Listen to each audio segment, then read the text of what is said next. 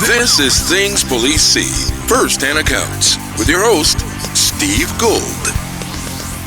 Welcome to the podcast that interviews active and retired police officers about their most intense, bizarre, and sometimes humorous moments on the job. I am Steve Gould. Thank you for joining us, everybody. Thank you for the continued rating and reviewing. We're getting so close to 1,000 reviews on Apple Podcasts. I love that, and I really appreciate it. I swear, when we get to 1,000, I'm going to ask for reviews and ratings so much less, but 1,000 is really where I want to get to.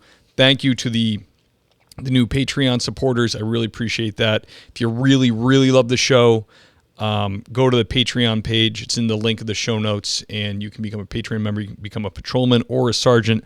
Both levels have different little benefits to it, but that's if you're just a super fan and you rip through all the episodes and you love it. If you can't afford that, not a big deal. The show will remain free, and I just asked for that 5-star review on Apple Podcasts. I would really appreciate it if you do that. So without further ado, I'm going to stick with that, with saying further ado. One comment I got was, and the sad thing is I agree with the guy. He was like, I love the show. I think he said, I love the show. I listened to a bunch of episodes. Please stop saying, let's get down to brass tacks. And I did get into that groove for a little bit, and I don't like the saying, but sometimes when I'm on the podcast and I want like a transitional thing, I get a little panicked because I don't want it to be awkward, and I'll go to like an old timey saying. I don't know why. In brass tacks for a while, I was saying, don't like, sir. Whoever you are out there, I agree. Not going to use it anymore. I think it's dumb. So I think without further ado is a better transition. So without further ado, let me do the intro for the guest that we have today. He's got a big bio. He's done a lot of stuff. So let me just give you the synopsis of that. So he started his career with security forces in the Air Force. He held a position of flight commander, flight leader, senior watch officer, chief of command post, and chief of security forces. He was also a security forces Phoenix Raven with the unique identifier 1173. He honorably separated from the Air Force 2004. He started his career with Walnut Creek Police Department, where he served in a variety of assignments, including patrol officer, EVOC instructor, field training officer, SIU detective, undercover DOJ narcotics task force agent, and public information officer, and also patrol sergeant. So besides that, in 2014, he got the Distinguished Service Medal for heroic and life-saving actions during a fatal officer-involved shooting in 2012. And he also has a very popular book out called Relentless Courage, released in the spring of 2022. So let me bring on Michael Sugrue. Michael, welcome to the show. Thanks for having me. Oh, my pleasure, brother. I know I asked you before, but is Mike good? Absolutely. Okay, cool. We're informal here. Mike is better. It's good to see you, man. I'm honored to have you on the show. Security Forces, we had one other guest on before. It was a really great look. He did a lot of policing, just at and still does. He's full-time on the patrol level on bases, which I thought was fascinating because I did backgrounds for LA, and we always get driving records, but then you go to the base and get like the base driving record. And I always thought it was fascinating, soldiers policing each other and how terrible that must be for like on like the motor vehicle level alone, stopping a fellow soldier in uniform and giving him a ticket. It's got to be brutal. It is. I mean, fortunately, we have enough civilians that come on base as well that we can kind of also focus on them. Get the civilians, baby. But no kidding. But the awkward thing is actually like when you stop somebody and they outrank you. And in my case, I was a lieutenant, which is it's not enlisted. It's the junior grade of officers. But if I were to stop like a major or a colonel, it gets kind of uncomfortable because they really outrank me.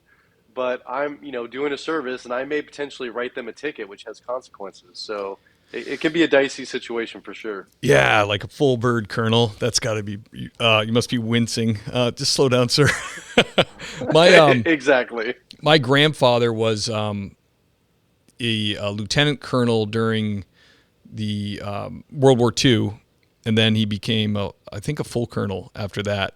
And man, they treat those guys different. Like he had quite a career. He survived the war, obviously. Then he got a job with Ma Bell. Then he retired. Ma Bell split into NYNEX and AT&T and all these things. He got all the stock options. I mean, the guy, he did great. But I remember when he was still a reservist, he stayed on reserves for a while. They would fly him to Washington for his reserve stuff. I guess because he was a colonel. He had, all I remember is he had a big gold ring, kind of like this class ring I have, and it had a red stone in it. And it was something like Military Technicians School of something or other. I wish I could remember what it was, but he used to go to the Pentagon a lot, even when he was a reserve. So are they, Mike, you can tell me, were they dealing with mostly aliens then, or what were they doing at the Pentagon? It's still classified. I can't discuss that kind of stuff. I knew you were going to say that. Oh, brother. So Walnut Creek, where is that at? So it's in the San Francisco Bay Area. It's about 15 minutes from Oakland, California, or about 20 minutes from San Francisco. It's actually a very nice city. It's a desirable location, but there's some not so nice areas that are pretty close by.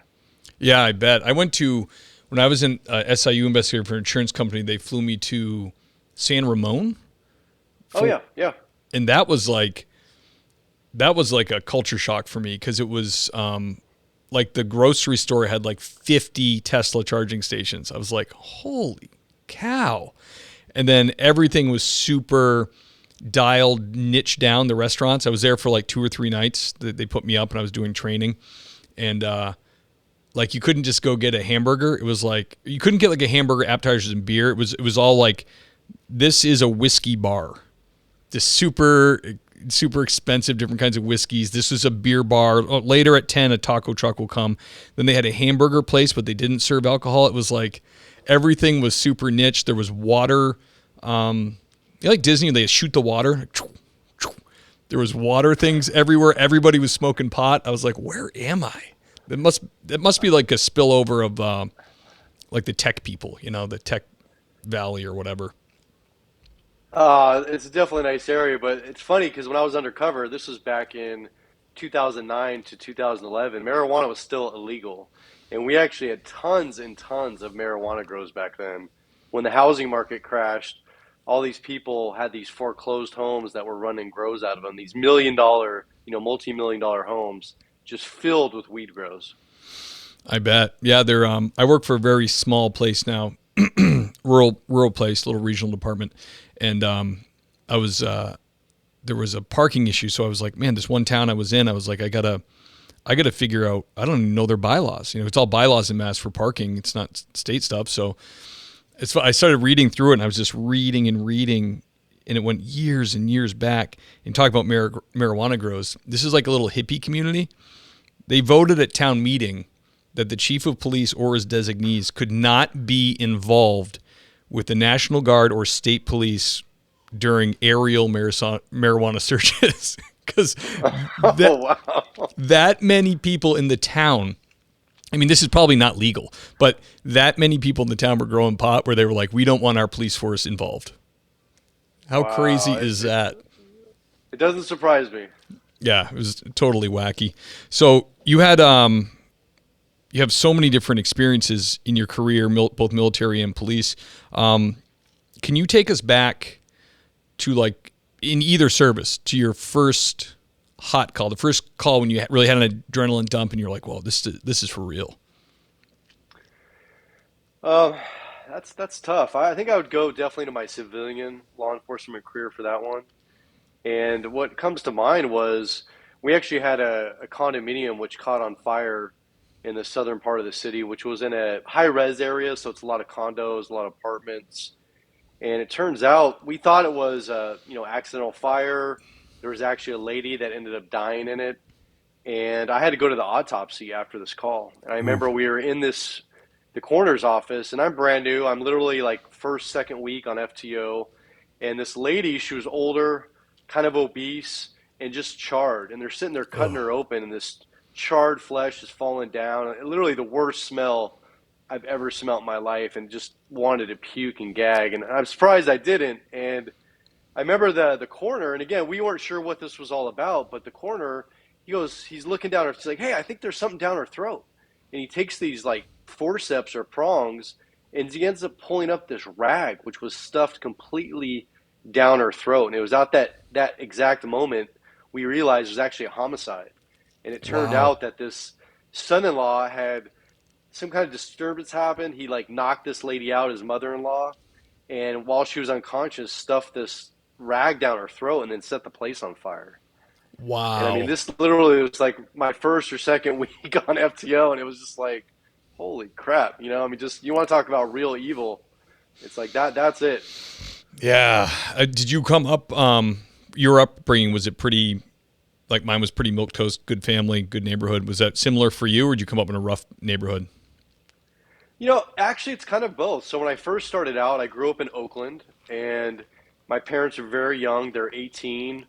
They were, working. We lived in an apartment, and it wasn't in the best area. And I remember, I think I was like 5 or 6 years old, and I actually went to the park, and a guy held a knife to my throat and actually stole my bicycle as Wow. as a young child. And we moved eventually. I think I'm trying to remember exactly when it was. I want to say like fifth grade. I ended up moving to a much better area and ended up kind of transitioning, going, I was going to private schools, living in a very nice area, so exposed to both. But primarily, I would say I was raised in a good environment in the suburbs, solid education, solid parenting. So this was shocking then, seeing this like and realizing this kind of evil. Yeah, I mean, seen somebody die or, a natural death, but to learn that literally this guy knocked out his mother-in-law and stuffed a rag all the way down her throat and just set the place and set her on fire. It was just like, holy crap. Like, this isn't a movie. This isn't TV. This is literally for real right in front of me. Yeah, man. That's one thing people need to adjust to when they become cops, because there's no real way to get somebody used to that when it's real. I can remember like the first real gory crash I went to, where the guy literally looked like an animatronic gore puppet, like bone sticking out of his arm, cut above his eyes, and then like peeled down and just like blood. It was like you're almost outside yourself. You're like, you can't believe this is real. Like you came across this and like it's a very surreal experience. And I mean, luckily, like they say, it's almost cliche to say, but your training kicks in and you just do what you're supposed to do. But it is very, very weird. I mean, when I was in police academy, they used to, it was part of like the almost ritual to take the academy class to an autopsy. And they thought, you could tell they thought it was funny if someone would drop, which it's not funny, because it's like talking to one of our senior instructors, they said, well, the place has like, it's almost like concrete floors. So if someone goes down, they're not caught, their squash hits the ground. It's like, it's dangerous. And when you take recruits that are, a couple weeks in or a third in their academy and you take them to an autopsy, they ultimately, the state just decided like, they need a little bit more exposure to other stuff before we show them the top of someone's head being sawed off, because people would go No down. kidding. Yeah, that's like, I was so grateful for that, because I was like, I really didn't want to go to one. My buddy, I've said it before in the show, but my buddy became detective where I used to work, and during the detective school, you go to an autopsy if you haven't been to one, and they came out and the guy was like, hey, we don't usually do this, but you're free to leave at any moment during the autopsy if you want, because it's a 7-year-old kid. And by the time you make detective, you're usually a little bit seasoned, so a lot of these guys have 7-year-old kids.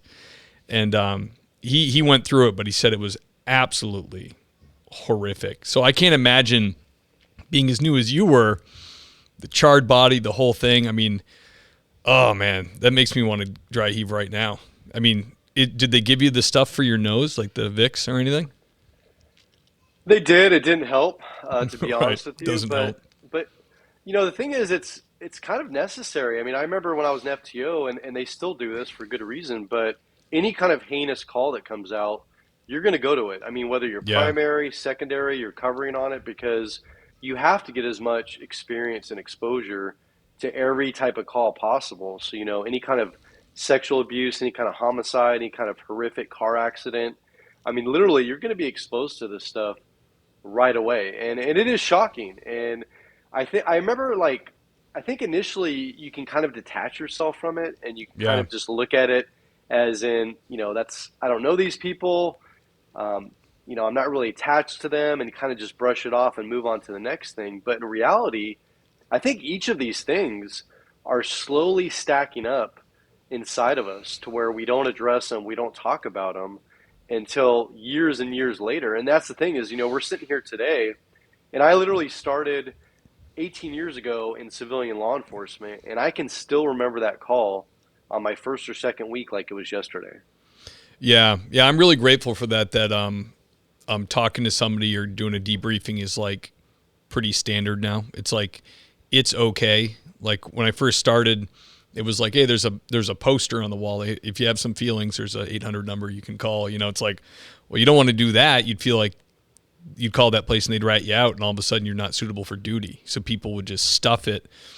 But I was lucky enough to work with a couple sergeants that were like, go to a bad call, they'd be like, hey, if there wasn't a debriefing, they'd be like, it's $10 for the copay to talk to somebody. It's well worth it. They would kind of, it's nice to have a sergeant normalize that for you when you're a younger patrol guy, rather than like the old school way of just stuff it down deep, go have some beers, just forget about it. 'Cause problem is, like you said, we all have calls that are like they happened yesterday. They're very vivid and they don't really go away. But I think if you deal with them the right way, you can kind of process them and move on, right?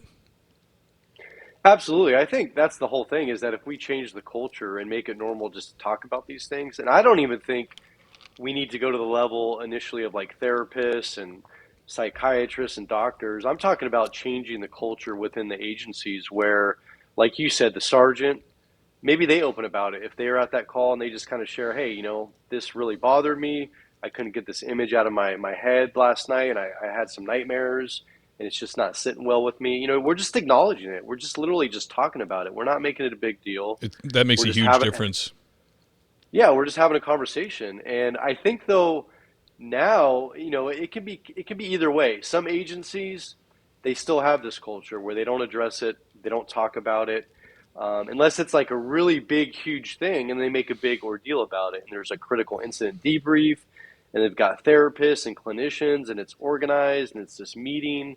And in some cases, that may be necessary. But I think, like I said, if we just kind of make this an everyday thing, and we can go back to the FTO program where people, after you go to a call, you're sitting there with your training officer and you're talking about tactics, you're talking about arrest and control techniques, you're going to talk about evidence, maybe how you're going to document this in a police report. Well, why don't we just also acknowledge the humanity of it, the human side of it, and just kind of have a small discussion about it and move on, as opposed to just pretending like it's not there and it's not bothering us.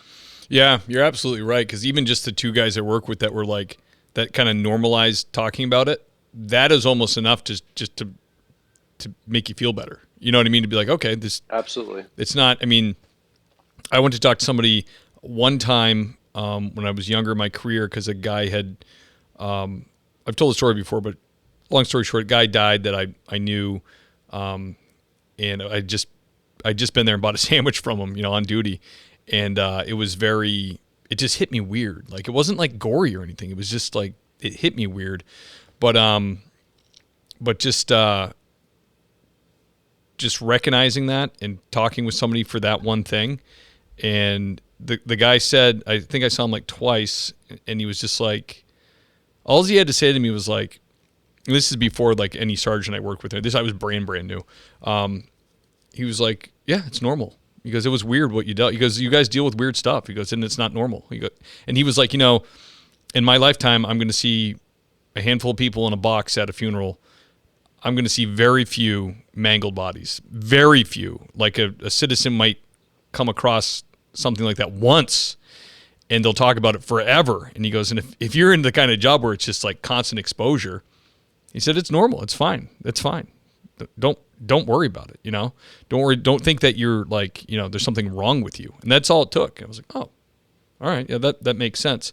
So like you said, normalizing it and talking about is just goes a really long way. I kind of wonder at bigger, it's probably much larger places, I'm guessing, that would be kind of old school still. Cause I don't know how, like, someone who goes to South Chicago all the time, or Detroit, or the bad parts of New York, like that's your beat. And it's like every shift, multiple just disgusting, inhumane, unreal. They probably feel like they don't even have time, and there's a huge turnover rate too. That's like 5 years, and people are just like, it's like social work in those big cities. They're like, well, see you later. You're going to get 5 years out of somebody, and they're going to do something else because it's just too much. Do you think there's a solution for that, for like a fast pace? I've actually seen some agencies like out here, like San Francisco PD, for example. They have a very well established mental health unit, behavioral health unit that is staffed with officers, sergeants, supervisors, and talking with people at that agency, they do feel comfortable reaching out to these people and using the resources, and they know that it's not going to be used against them, or there's not going to be, detriment to their career. And so I don't always think it's the size of the agency. I think it's the culture of the agency. I mean, I've seen the tiniest of agencies that have the worst culture, and I've seen large agencies that have a good culture. So I think it really, really depends. That's kind of the short answer. But the key is having, of course, lots of resources. But if the resources are there and you don't trust them, you're not going to use them. And I can go Right. back to my own experience where, I was involved in a fatal shooting. I was involved in a lot of tragic, horrific incidents. And anytime there was a critical incident debrief, I would go because I had to. But for me, it was more of a check the box. It was a formality. It was like learning about, what happened during the event and what people's perspectives were. It was more of a fact-finding mission. I never used them as a safe place to talk about feelings or what I was going through Right. because I didn't trust it. And so, Yeah. like I said, when I got involved in my stuff, we had all these resources. But the question is, are people using the resources? And if they're not, they're completely useless. Yeah. They need to be made cop safe. People who know how cops think need to be involved for sure. I totally agree with that. I had two debriefings, one for a plane crash where both the two pilots died, and then one for a really bad car wreck where I had to go to a young girl, and then I had to do the notification to her mom and her young son. And I kind of wish I went. I didn't, because the next day I had a road detail for money, and the other one I just didn't want to go. I just didn't go. But then I talked to people that were there, and they really won't tell you details because you're not supposed to really talk about it. But I was involved in the incident, so they were a little bit more open. And I kind of wish I had went. Like, it sounded like they got some peace from it, where I thought I was, like you said, I didn't want to. I didn't want to sit there and talk about or share my feelings or any of that. And it wasn't mandatory.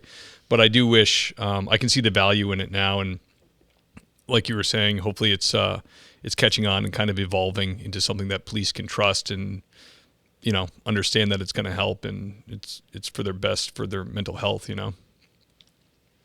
Absolutely. And you actually just jogged something in my mind that happened recently. And I was talking to somebody I went to the police academy with about my book, actually. And my book, it's very unique. It was co-written with a psychologist, and it goes into some very traumatic incidents, but it also provides resources and solutions, and also normalizes things so that when people read these, they realize that they're not alone, and they can acknowledge that the way they feel is normal. But what I've seen a lot of people say is that, I just don't want to open that box. I don't want to go down that road. And so they're so operational, and they're focused on working so much and working constant overtime that they don't have that downtime to ever really truly address these things. And it's actually oftentimes when officers get physically injured and they're off of work, or a year or two after retirement when they're not operational anymore, is when all these things come flooding back. All these incidents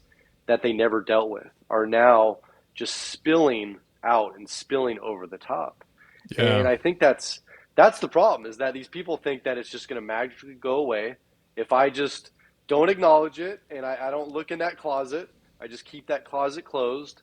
Then it's not going to hurt me. It's not going to bother me. And that's the farthest from the truth. We need to rip that Band-Aid off or open that door and look at the stuff and just process it and get through it. And so we can move on with our lives. Yeah. A buddy of mine, a good friend of our family, actually, I talked to him not too long ago. He was a sergeant for many years of service, and nice guy, very tough guy, like very like manly man, hunter and fisher, and just kind of gruff but kind. And I was chatting with him, I haven't talked to him in years. We were just catching up, and he has a service dog. He was telling me about it. I'm like, what for? And he's like, for PTSD. And I was like, wow. I mean, I get it, but I was like, wow, no kidding. This guy never had an inkling or mentioned anything bothering him. And now he has a service dog because he's really, really having a tough time in retirement with everything that he saw. And that was really eye-opening for me. I was like, oh my goodness, if it can get to this guy, you know what I mean? Nobody's really safe from it at all. Well, that's the thing, is we're so good at putting up this image in this front to everyone on the outside world, because for part of that, that's our job. We got to put this uniform on. We got to be superheroes. We have to go to these chaotic calls and, take control, keep order. But in reality, we're a mess inside, but our family members don't know it. Our coworkers don't know it. And that brings me to my next point, which is suicide. And we just lost another police sergeant here, actually last week, where he walked into the locker room of his police department on duty and shot himself. Wow. And this guy was married. He had 5 kids. He had a great career. And from everyone I've talked to, they're like, I had no idea. I didn't know, he was dealing with anything. I didn't realize this was happening. And that's the thing, is that we don't know until oftentimes it's too late. And this year alone in the U.S., we have over 144 reported suicides. And that number is greatly, greatly underreported. Yeah. Those are just the ones that we know about. And the fact is that we're much more likely to die by our own hands than the hands of another. So the hands of an assailant. We are much more likely to kill ourselves than to die in the line of duty any other way. And yet we spend countless hours training to protect ourselves from the bad guys. Right. But we don't spend any time protecting ourselves from our own selves. That's what we need to look at. Yeah, that's spooky. Those ones always hit me weird when you hear about the guy that just like family man, never even give an inkling of wanting to kill himself and then just does it. That is freaky to me, because that's all of us. That's like, yes. Man, I don't want something to break in my head. You know what I mean? Like that's like, it's unexplainable. It's terrifying to think about. And I got to the point where I didn't want to be here anymore. And I got to the point where, we all know what suicide by cop is. And I wanted to do suicide by bad guy. And so my plan was I wanted to die in the line of duty. And so I purposely put my officer safety aside and put my tactics, my training aside, and did some stupid stuff. Wow. Literally hoping that a bad guy would take me out. Because in my mind, it was okay if I died on the job. But in reality, it was committing suicide. That's what I wanted to do. And then the next thing is ask yourself, we've all heard about that solo patrol vehicle where an officer or deputy is not wearing their seatbelt and they crash into a tree or they crash into a sound wall. I mean, how many of those are accidents, which some are, but how many are actually suicides? Yeah, wow.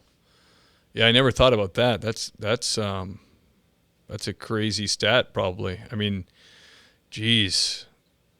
Makes sense, though. I mean, we're in the perfect job to put yourself in a situation, and your family's going to get paid out. They're going to get taken care of if you die in the line of duty. Most states are going to, your family will get, your kids will be taken care of. They'll pay out a large sum. I think in Mass, if you die in duty, it's like $750 or something the family gets. But man, that's really dark. How did you how did you turn that around? Ironically enough, it was my best friend trying to kill himself when I was on duty. And all these things I talk about in great detail in my new book, but I have a very good friend. He was a Vietnam veteran, and then he was a 35-year reserve officer with my police department, and we used to ride together for many years. And he retired a couple years earlier.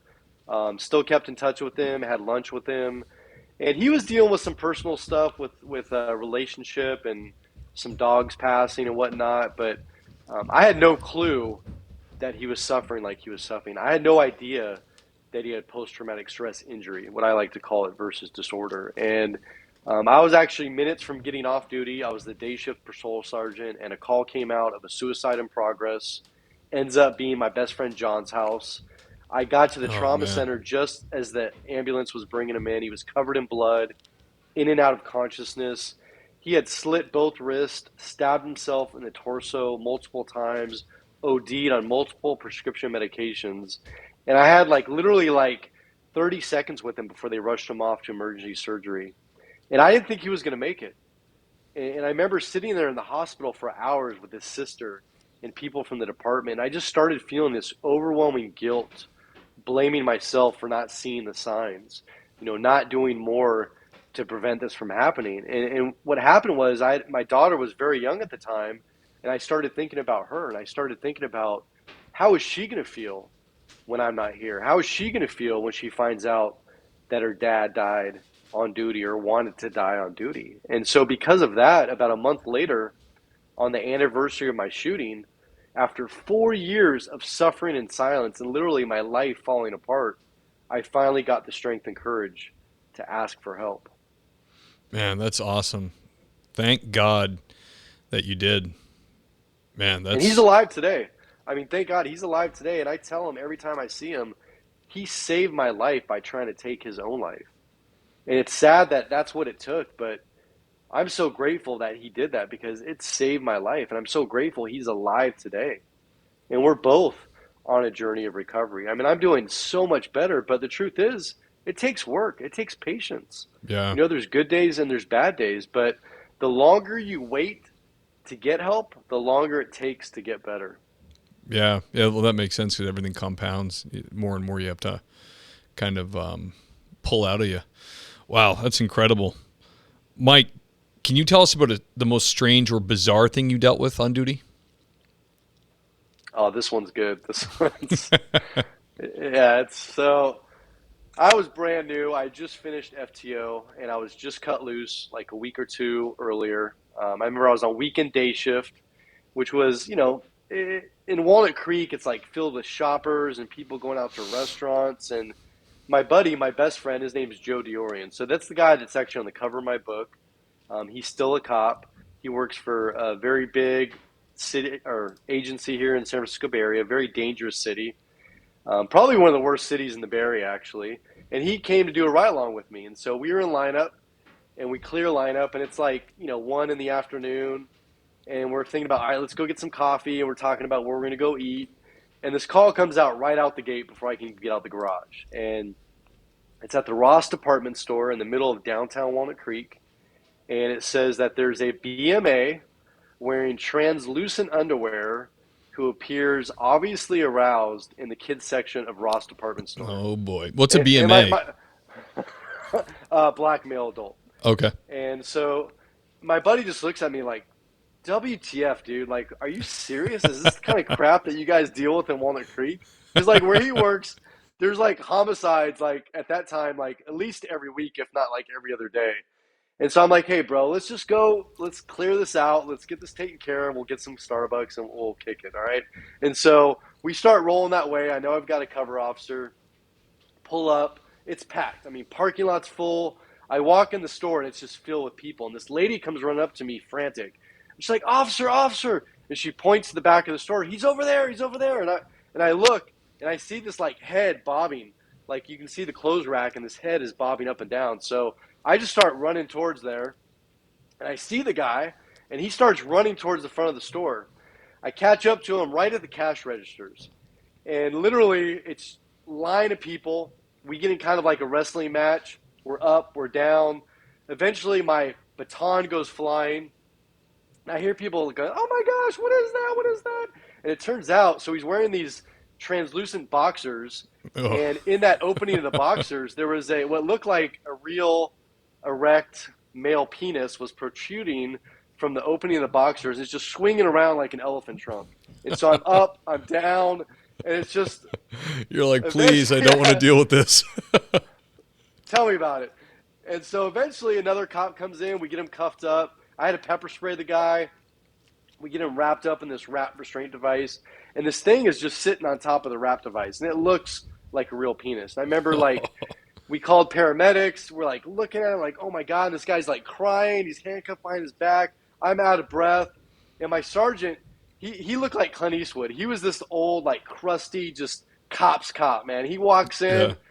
He takes one look, shakes his head, and walks out of the store. I mean, he was just like, I want no part of this. And to this day, I remember, like, my beat partners for weeks were trying to find video surveillance of this. And thank God there wasn't any, because this stuff probably would have gone viral. I mean, It turns out that basically this guy, he had a strap-on dildo. And it looked like a real, 12-inch male erect penis. And his story was that he would actually go into department stores with this thing on because it made him feel like more like a man. And he was actually in the process of, like, trying to steal clothes. And so I'm not even joking. You can't make this stuff up. I mean, this is literally like my second week off FTO. Wow. And this is the call I get sent to. So I will never forget that call. Well, everybody's going to feel more like a man with a 12-inch wiener hanging out, Yeah. But the thing was, I remember the paramedics showed up. They're like, "Oh my God, is that real?" Like, people were just like, it looked so real. Like, and I remember kids in line were like, "Mommy, what is that?" And I have no doubt that half that store had to go to counseling or therapy after they saw that whole thing go down. I mean, it was ugly. It was a mess. What was his deal? Just was he high? Obviously, was he high, or was he just disturbed emotionally? No, he had issues. This guy, he definitely had issues. Did he become a frequent flyer for you? Did you have to see him a bunch of other times? Luckily, I never saw him again. So that's rare. I don't know if that woke him up or what. He was from out of town. He didn't live in town, so he, like most people, came to our town because it's kind of like a destination city. So I'll never forget his name, though.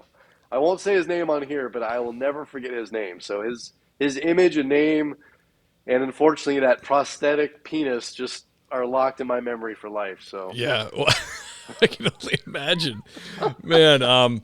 It's nice. It's nice though when you deal with someone like that, or just a wackadoo, and they have an out of town address, and you're like, great. Because how many calls have you been on when you kind of like, you deal with the call and the person ends up walking away, and you're like, this is you got 7 hours left in your shift, and you're like, I'm gonna come back and deal with this guy because he's local and he's nuts. Oh, I don't flyer. They're rest in time. Changed it to get off freeway. Just knew I was looking for him on graveyard shift. He was a crankster and always out there. And I was literally on a mission for this guy. And I remember even my first day of being undercover, and I had changed my appearance. I didn't have informants then, so I said, you know what? This guy's on probation. I'm going to go do a probation search. And he didn't even recognize me. I was in this guy's house, tearing apart his stuff, and he didn't even recognize me. I said, "Hey, Jason, do you even know who I am?" Man, this guy about crapped his pants, man. It was like, Did he turn out to be a good CI for you or no? No, he was not a good CI, and he went back to jail and eventually prison after that. So, gotcha. Well, when you don't have any, you gotta shake down everything you can. Absolutely. That's awesome. Mike, can you tell us about your most intense or terrifying call that you experienced? It's my shooting. I mean, that's to this day. I mean, I still have nightmares. I still can't get the image out of my mind. I'm going to try to keep it brief. I go into great detail in my book, but I was a brand new patrol sergeant. I literally this is my second solo shift. It started the day after Christmas. So unfortunately, even to this day, I associate Christmas with this incident. Oh, that sucks. And it was our Friday. Yeah, horrible. Friday, the swing shift team went home. We were the graveyard shift. So basically about 3 a.m, I'm the only on-duty supervisor for the entire city. Call comes out. The dispatcher is really frantic on the radio. Says that there's a woman inside an apartment or condominium, and there's a man armed with a knife. And actually, this actually happened just down the street, in the same street actually. I should say just down the complex from where that first call happened with the homicide with the lady with the rag stuff down her throat. Yep. So literally, I mean, we're talking like a block away from where that happened. And I remember halfway there, the dispatcher gave an update and said now the boyfriend and girlfriend are barricaded inside a bedroom, and I was confused. So I asked for clarification, asked, is the boyfriend the one with the knife, or is there a third party with a knife? And she quickly clarified, no, there is a third party armed with a knife. And so at this point, literally just thoughts are racing through my head. I know the complex, but I don't know this exact unit. I don't know where it is. I remember driving down the street, it was super dark. I find the complex, pull up in front. Literally, as I start getting out of my car, one of my officers is starting to pull up behind me, and the dispatcher starts screaming on the radio, saying there's a struggle, and then she loses all communication inside the condominium. And at that same moment, I hear blood-curdling screams from a female coming from the distance, and it sounds like she's literally being killed or dying or bleeding out. And this officer and I, we just look at each other and we start running towards the screams. And we eventually have to crawl outside this outside staircase. We get into this open courtyard, and there's 2-story attached condominiums on all sides of us. And we find the unit, and it goes dead silent. I mean, literally from these blood-curdling screams to just eerie silence. There's nobody outside. We don't hear any other noises. I've got other officers coming, but it's just her and I. And so we're announcing ourselves. Guns are out. Nothing. I try kicking the door open. Doesn't work. My partner sees that there's a huge window the size of a door. It's a louvered window. It's shattered inside the condominium. And we look at each other, announce ourselves. We go in. She goes in first. I'm right behind her. That takes us right into this kitchen area. And I can see there's a cutout with a living room, dining room. Once we leave the kitchen, she goes right, I go left, which brings her to the base of a stairwell. I end up clearing that living room, dining room. There's nobody there, no signs of disturbance. We're now at the bottom of the stairs, guns out. We're shoulder to shoulder. Yo. To our right is a solid wall. And we can see there's some type of opening at the top of the stairs where we can't see what it is. If it's a hallway, a bedroom, we can't see down it. Again, we're announcing ourselves. At first, nothing. And this seems like eternity, but it's a matter of seconds. And then a male subject partially comes out, just sweating profusely, eyes wide open, just staring straight through us. And we can't see the right side of his body. And so now we're yelling, show us your hands, show us your hands. Moments later, he steps out a little bit. My partner yells, he's got a knife, he's got a knife. And in his right hand, he was clenching a full-size butcher knife. Oh. During this time, 2 more officers come in. I yell for one of them to get on the taser. One, it's a male officer, female officer. He yells, I've got the taser. He positions right behind us. The other female officer goes perpendicular to the stairwell. And then moments later, the male takes the knife in a stabbing position up over his head and starts coming towards us. Oh. We shoot. The taser misses, it turns out. He's now at the bottom of the stairs. 2 of the officers retreated to the family room, living room area. The male officer that tried to tase him, he's now literally, we're like a foot apart from each other. We both have our guns out. And we don't see any injuries. We don't see any blood. I don't know if we hit him at this point. And he's still clenching this butcher knife. And he's literally just a few feet from us. And all we know is he's between us and the couple upstairs. And we don't know if they're dead, dying, bleeding out. And we've got to get to them. Yeah.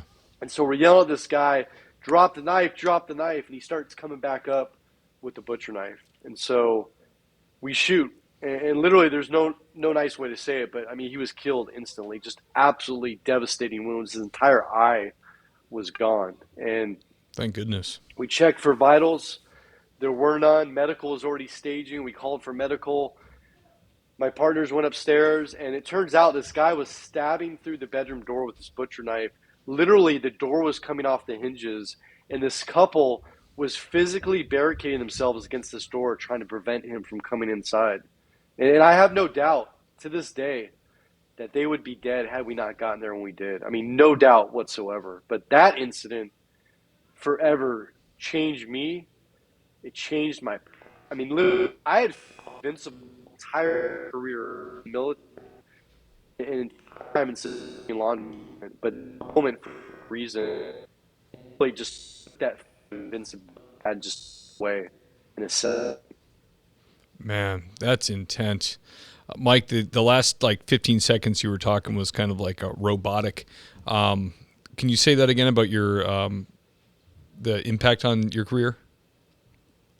It forever changed me and my path. I mean, that incident, it started a whole chain effect, a snowball effect of a series of things that happened to me, from literally marital problems, getting sued, going through a federal lawsuit, health issues, losing my father. I mean, it was just a whole bunch of things, and it led me Wow. down a very, very dark path. What was the deal with this guy? Was he just druggy, or was it a love triangle, or?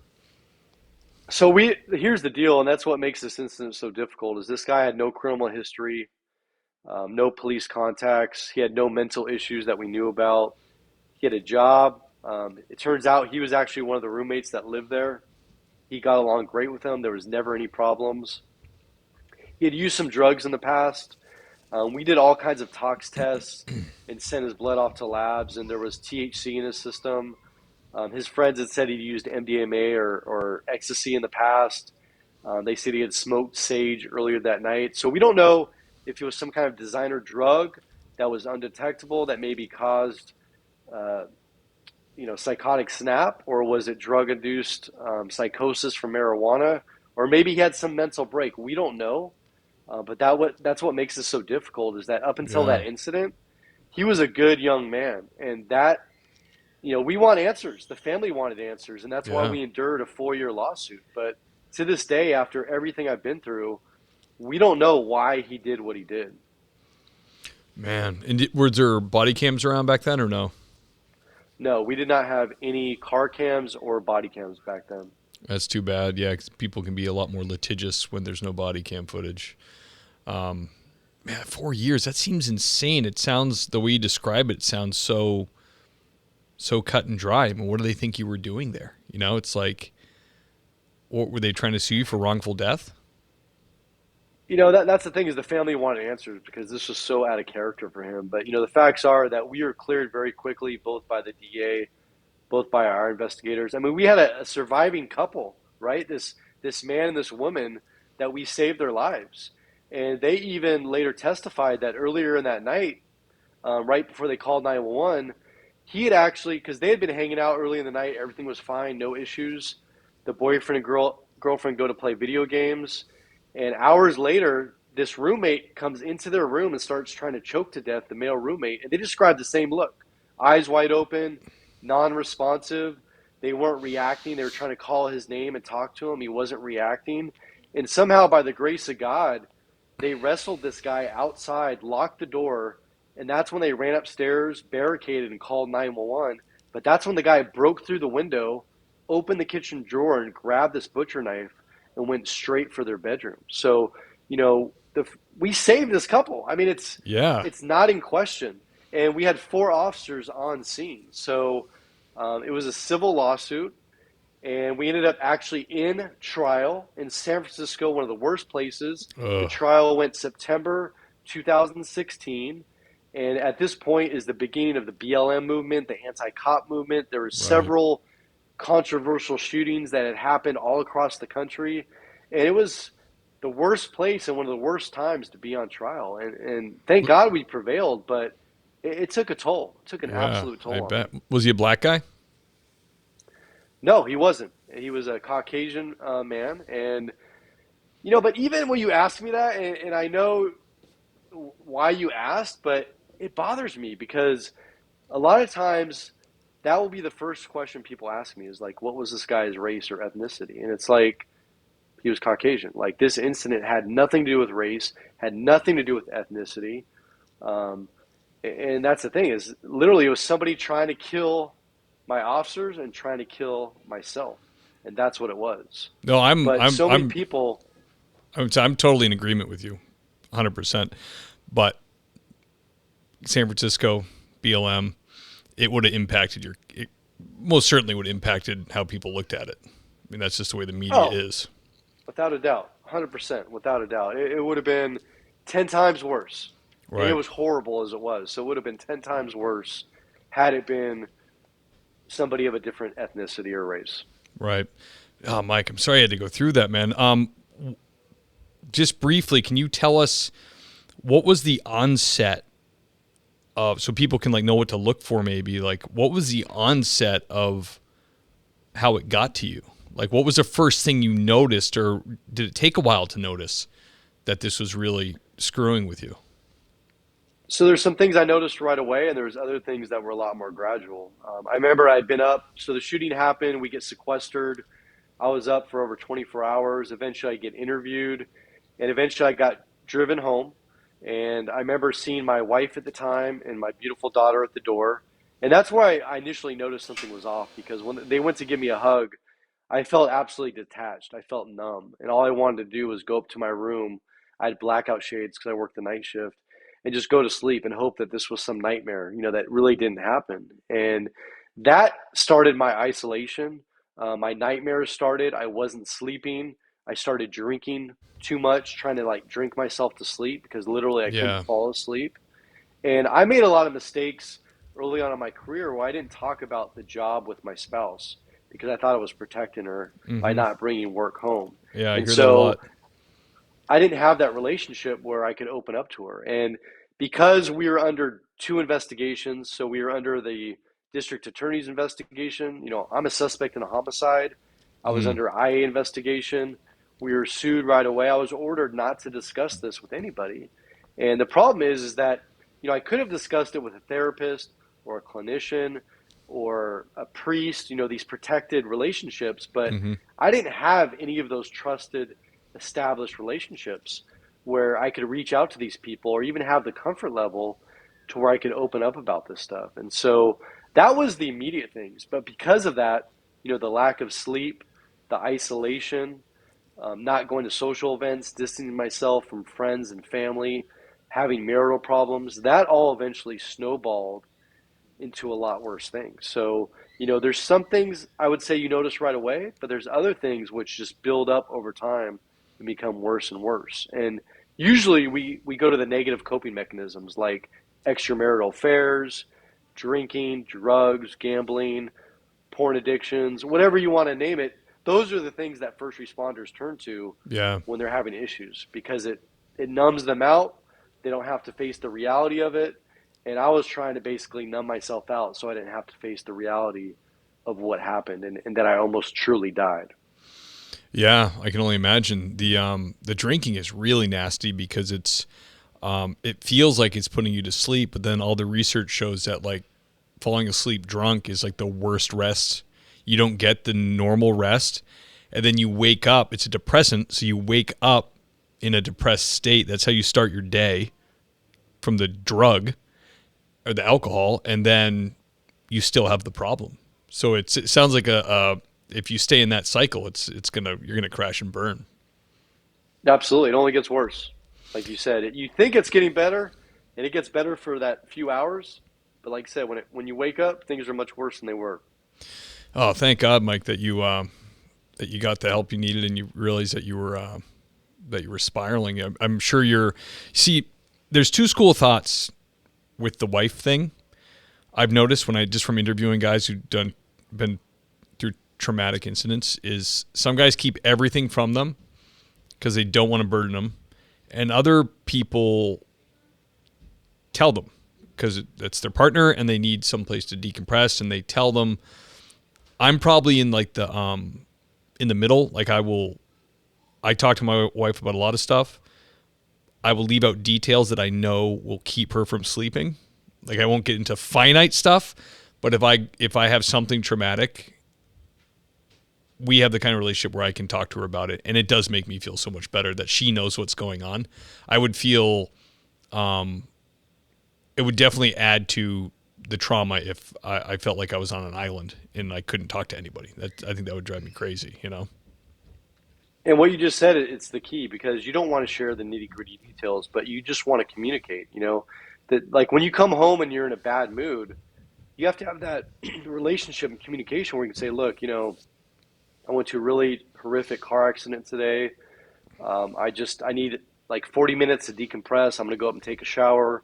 Just give me a few minutes. And when I come back down, we can have dinner, we can talk. But it's having that kind of simple communication. I didn't do that. I didn't do it from the beginning. I didn't do it my entire career. And so when it came to that point where I needed to have those discussions, it was too late for me. I didn't have that established relationship with my wife, and it eventually led to my divorce. And it really was unfortunate. And so when I do my talks, when I meet other officers, it's never too late to start talking and communicating. And you've got to let your loved ones know that it's not them. That's not the reason you're in a bad mood or you're pissed off. It's because of something that happened at work. And we don't need to go into those details, but we need to communicate and say, look, here's what happened. Just give me a little bit to get myself together. It's not you. I love you. We're all good. Just give me a little bit of space right now, and we'll get back together here. And that's really what we need to do, is just have that kind of trust, have that communication, because our loved ones and family members are much more important than our careers and our jobs. And I think so many of us first responders, we're so focused on, that next assignment or the next promotion, and we get so wrapped up into the importance of what we do in our careers. But in the end, we find out that we're really just a number filling a position. I don't care how dedicated and motivated you are. I give my everything to my department, my agency. But I soon found out with admin betrayal, and I talk a lot about this in my book, but when your blue family turns their back on you, you truly realize what's important and what's not. Yeah. I hear that a lot too. Absolutely. Yeah, I guess I'm blessed where I never had the strength not to talk about it with my wife. Like I could never stuff it and just keep stuffing it. I had to say something. I have to. That's the way I am. That's the way I'm built. But like you said, I would not get into the nitty gritty because you don't want to traumatize them when you're trying to heal from your trauma, right? Exactly. Wow, Mike, that's a harrowing story. So in your career, could you tell us about, do you have a positive situation you'd want to share about police work? It's funny. I've been asked that before, and I don't know if it's just me, but I'm so focused on the negative because we see so much negativity and so many horrific things.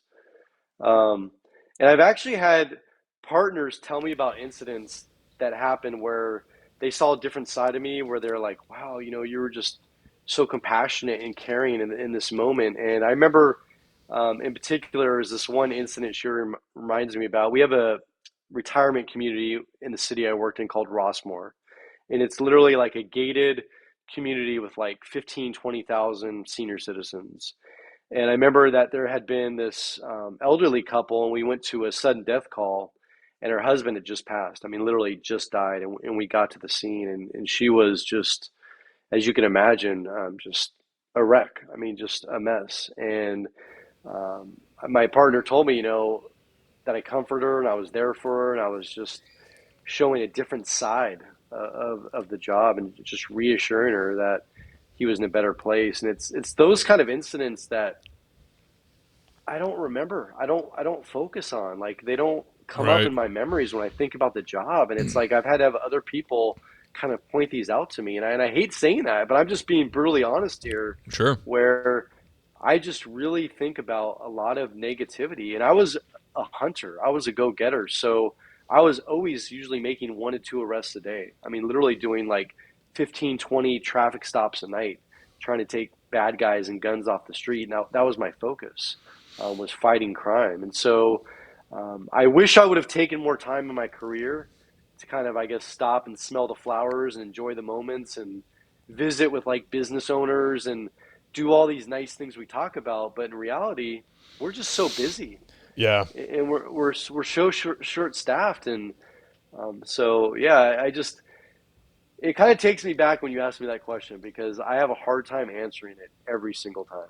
Yeah, you're not alone, man. Like a lot of times that question ends up being the encore for the most intense question, because they'll be like, yeah, I know, I got one. And it's like clean the brain off the kid's face. And he was like, so, after the boyfriend murdered her in front of the kid. And I'm like, oh my goodness, this isn't that heartwarming. But it's funny what cops look at as heartwarming, it is. It's tough to pick those moments out, especially if you're in a fast-paced place and you're undermanned. Mike, one of the one of the most popular questions that we have is there's a lot of people who want to be police officers, people in academy now, people on the fence. Do they want to apply? Do they want to go through backgrounds to be a police officer? Do you have any advice for these people? First advice is do ride-alongs, with the agencies. All agencies are different. The cultures are different. The people are different. And, do your research. This is not, for me, it was a calling. This is something I always wanted to do since I was a child. And I would say don't ever consider doing law enforcement for the pay, benefits, or retirement. Right. Do it because you truly care and you truly want to make a difference and you want to devote your life to helping others. Because the truth is that every day that you leave that locker room and you go into that patrol car is a chance that you could die and not go home to your family. And if you're truly willing to do that, you're truly willing to take that on every single day for the next 20 or 30 years, first of all, I commend you and I thank you because it's a noble profession. But given that, I say truly figure out where the best fit is. And the only way you're going to know is by doing ride-alongs with agencies, sitting with officers in their car and having these discussions on how it really is. Yeah. Because it's one thing to take a criminal justice class or even to go to the police academy, but it's a whole nother thing to see how it is out there on the streets and to see, how the officers are, see how the community is. And right now we're in a time where officers have lost a lot of support. Yeah. And, a lot of police chiefs have become politicians. And the sad truth is you need to find an agency that has your back, that's going to be there when you need them most. That's the most important thing, is find an agency that truly is going to be your family and is truly going to care for you. Absolutely. Great advice. Yeah, try to vet that out, try to get what the culture is like where you're going to work. I know a ton of people that just, because it used to be hard to become a police officer. Like it was 70 applicants at a time, even in a small agency, and you just get on anywhere you could. And a lot of people ended up in a place with a really bad police culture. Yeah, exactly. Absolutely. So, Mike, great advice. Where can we get the book? Where can we locate that? I'm going to put the link in the show notes. Do you have any social media or anything else that people can follow? So the book, Relentless Courage, Winning the Battle Against Frontline Trauma, co-authored with Dr. Springer. It's only available on Amazon. There's hard copy, paperback, or Kindle. I do have a bunch of different social media sites. I'm on LinkedIn, just under my name, Michael Sugrue. On Facebook and Instagram, I run a couple pages with the same names. So the first one is First Responders First, both on Facebook and Instagram. I also run a private group on Facebook with that name.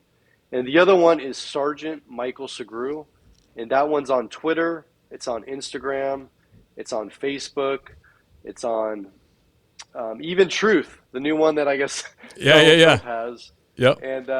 And Parler. So all those sites, just type in Sergeant Michael Sugrue, and you will definitely find me. Okay, and we can communicate later. I'll get the links from you, and we'll put it in the show notes, and we'll put it on the website as well. So, Mike, thank you so much for coming on. It was an honor to hear your stories and great insight into kind of the status and how to deal with mental health issues that all police officers encounter on the job. I really appreciate it. I know you're short on time. Can you hang out for a second, or do you got to take off? I've actually got to take off. All right, brother. Well, I'll catch up with you later, and thank you again. Thank you, brother. I appreciate it. Take care. All right, take care. Guys, a great Michael Sugrue. Man, some great insight there for mental health issues going on, and from a man who lived it. I mean, crazy stories. This goes to show you, even like a clearly very good shoot can land you into all kinds of hot water in the eyes of a civil lawsuit. What a nightmare. Man. So thank you to him for coming on. Guys, thank you again for the continued reviews and ratings. I love that. I love you. Let me get to the right now is the time in the show when we call out the Patreon sergeants, the people that keep the lights on, the diehards, the ones that I love.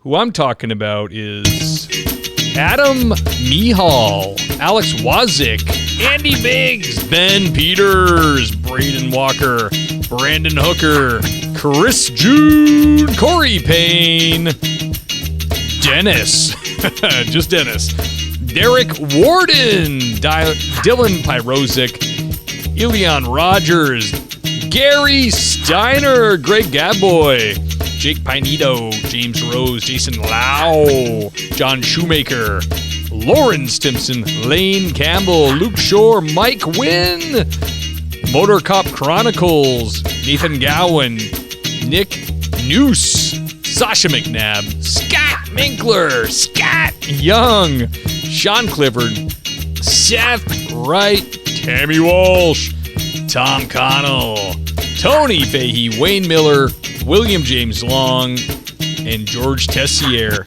Thank you. Hold on. Come on now. Thank you, guys. I really appreciate you. I love you. Thank you for supporting the show. Guys, that's it for this week. I will see you next time.